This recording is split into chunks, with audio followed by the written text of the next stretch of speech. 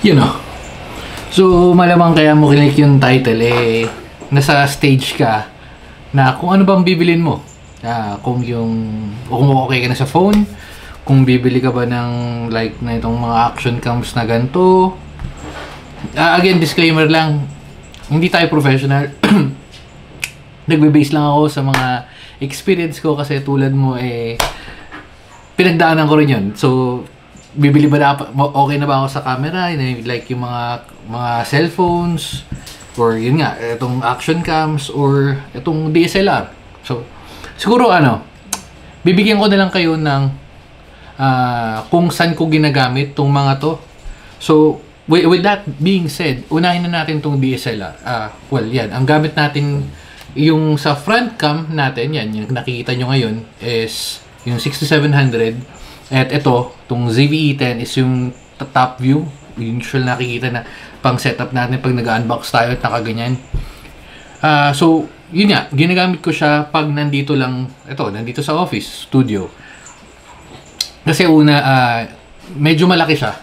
Kasi dating trinay ko na to, yung kapag kabili natin itong ZVE10, ito yung ginagamit ko sa labas. Ang medyo hassle sa kanya is, yun, malaki siya. Malaki talaga siya kung ko-compare mo sa sa mga phones kasi 'di ba, kakain siya ng space Tapos yung extra battery pa. Yung battery niya tumatagal usually mga 2 hours. Pag naka 4K ka, syempre mas makakain ng space. So depende kung saan mo gagamitin. Pero para sa akin para mas nagagamit ko siya pag dito lang. Unless of course kung yun nga siguro may videographer ka na magdadala ng camera mo na yan at ikaw yung tututukan ng camera, siguro mas madali, okay yun. Pero kung para sa akin, kasi pag lumalabas kami, kasama si na Peggy, kasama si na Mano, kasama si na 50, tapos may dala akong bag, tapos ang hirap, di ba? Bibitin ko tututo ko to, tapos may dala akong stroller, nagtatatakbo si na 50. Medyo mahirap para sa akin tong ganito. Kaya hindi ko na siya ginagamit or dinadala sa labas unless like pupunta sa mga like yung beach or pwede natin maglagay tayo ng tripod, magve-video, yun, or kaya yun like yun steady lang, yung hindi ko siya ilalabas. Doon ko siya nagagamit. So, yun yung sa akin sa DSLR. Pero yung quality nito, punta tayo dun mamaya. Sabihin ko sa inyo yung quality. Pero punta muna tayo dito sa action cam. So sa mga action cam, hindi to GoPro. SJ cam lang to. Wala akong GoPro. Pinaplano kong bumili naman ng GoPro pero kasi feeling ko hindi ko magagamit. So nandun ako sa gitna, bibili ba ako or hindi ako bibili kasi hindi ko nagagamit kasi nga meron na tayong Insta360. So yung Insta360 o saka itong mga SJ cam na to, nagagamit ko sila usually pag nasa labas at hindi ko magagamit or matututok yung camera, which is yung phone, yung iPhone 15 natin. Kasi bakit like for example naulan or medyo yung feeling ko na kailangan hawakan kasi phone, hindi to iPhone, nag-charge yung iPhone natin. So yung Infinix tapos yung ROG. So yung iPhone kasi yan, tututok mo siyang ganyan. Unlike, well, syempre, ibang story yun pag gagamit ka ng gimbal. Pero ito kasi sinasalpak lang natin sa stick, sa tripod, and then pwede mo na siya, itututok mo na lang siya, mas madali siyang bitbitin. Ganito lang siya, as in maliit lang naman siya.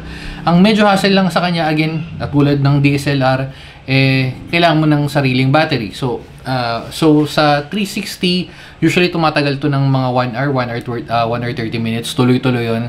Yun huli natin ginamit siya sa Intramuros. So tumagal rin siya Pero yung quality ng audio, okay lang. Hindi siya pangit. Pero again, okay lang. Pero kung gusto mo naman maglagay ng mas magandang quality ng audio, meron ka naman mabibiling yan yung mga wireless na Rode or DJI. Pwede mo naman connect dyan. So okay yun. Yun yung para sa akin. So, ginagamit ko lang to kung hindi ko magagamit yung camera. Which is, pupunta tayo dito sa camera. So, para sa akin, mas madali talaga gumamit ng camera. Kasi may phone ka Di ba? Pag lalabas ka, bibili ka ng, Pag gagala ka, tututok mo lang as in sobra, 'di ba? Lalabas mo yung cellphone mo, ba sa akin, nasa bag, lalabas ko, tutok picture, video. As in yan lang hawak mo, ganyan nakaganyan ka lang, 'di ba? Steady ka lang. Ang kasi siguro dati hindi ko rin alam kasi wala naman akong pambili ng phone na medyo yung maganda-ganda yung quality. Siguro yung mga quality ng camera ng phones dati is medyo mas mababa sa like, DSLR kaya meron DSLR. Pero kasi ngayon yung iPhone 15 compare ko na dito sa 6700, halos wala akong makitang difference. Halos, ayun yung doon, keyword din. Halos wala akong makitang difference. Meron man, pero syempre meron na yun. Mag-edit ka na and all. Kasi meron nga yung raw picture pag nasa ganyang camera ka. Pero again, kung gusto mo lang naman yung tutok ng camera at picture, yung normal pictures lang, like hindi mo na magagamitin sa events, like yung weddings or yung birthday and all. Para sa akin, okay na yung iPhone. Yung sa Samsung or yung sa ibang camera phone, hindi ko siya talaga masabi kasi hindi ako Android hindi ako Android user. Nag-Android naman ako pero madali kasi gamitin yung iPhone lalo na nasa ecosystem ako ng iPhone. So, hindi ko naman sinasabing pinopromote ko yung iPhone pero mas madali siyang gamitin. At saka ang ganda na ng quality niya, may halos professional na rin yung ng iPhone eh. Makita mo, ma-adjust mo yung settings and all. So, yun yung experience ko. So, yun sa difference. Yun sa audio quality, pag mag-check tayo sa iPhone versus ito, kung magkalapit lang, okay lang naman. Pero ngayon, pag napapalayo, lamang na yung iPhone 15 Pro Max. Yung 13 Pro Max, medyo mas malinaw tong 360. Wala akong GoPro para matest. Dito sa ZV-E10 or sa 6700, mas malinaw yun. So, mas maganda talaga yung quality. Kahit sabihin nilang walang difference, meron talaga eh. Kasi yung 15, ang bilis ng shutter, ang bilis rin ng pag-take ng video. Pero again, kung hindi mo naman kailangan ng ganun sobrang bilis, okay na yung sa 11, 12, 13, okay na yun. Actually, yung 10, okay na nga rin eh. Kasi yung binigay natin dun sa ating mga senior. Tapos yung 13, napamana na natin. Anyway, so yun lang. Siguro feeling ko nakatulong ako at least kahit paano kasi tulad mo dumaan din ako kasi kailangan ko ba ng ganito, kailangan ko ba ng ganyan. Pero kung anong cellphone mong kung anong gamit mo ngayon, okay na yun. Actually ito nga ito hindi ko na nagagamit itong SJ Cam. Pinalitan ko pa yung lens. Kasi may mga napapanood ako sa YouTube, nagpapalit pa ako ng lens, pinalitan ko pa yung lens, binaklas ko pa yan. Kasi ito yung gamit ko dati sa yung ginagamit ko for dashcam. Pero since meron na nga ito yung, pangalan nun? DD-Pi. Yung DD-Pi na dashcam, di na tayo gumagamit ng ganito. Kasi yun, talagang made for dashcam yun eh.